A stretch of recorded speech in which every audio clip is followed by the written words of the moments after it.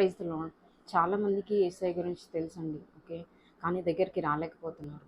ఆయనతో కలిసి ఉండలేకపోతున్నారు. ఆయనతో కలిసి సహవాసం చేయలేకపోతున్నారు.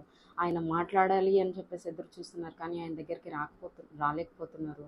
వై? బికాజ్ వాళ్ళలో ఒక ఏంటంటే ఒక కండమ్నేషన్ ఉండిపోయింది. వాళ్ళని వాళ్ళు ఒక రీతిగా ఖండించుకుంటున్నారు. నేను చాలా పెద్ద పాపం చేశాను. ఓకే. నేను చెప్పరాని పాపం చేశాను. నేను దేవుని దగ్గరికి ఎలా రావాలి? ఆయన మర్చిపోతాడా? లేడా? అని చెప్పేసి ఒకవేళ ఇటువంటి ఒక నేచర్‌లో గనుక ఈ వీడియోని చూస్తున్నట్లయితే హెబ్రీయులు 8వ అధ్యాయం 12వ వచనంలో దేవుడు అంటున్నాడు, నేను కలిగి వాళ్ళ యొక్క పాపములను క్షమించి ఉన్నాను. ఇక ఎన్నడూ కూడా నేను వాటిని జ్ఞాపకం చేసుకోను అని చెప్పేసి అక్కడ రాయబడి ఉంటుంది. మన దేవుడు కృపా కనికరం కలిగినటువంటి వాడు.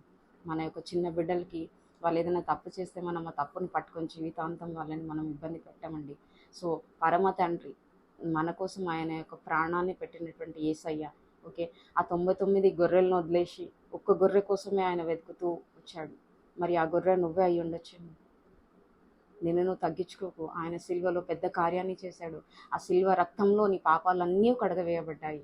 నువ్వు పరిశుద్ధుడివి, నువ్వు నీతిమంతుడివి ఆయన ద్వారా.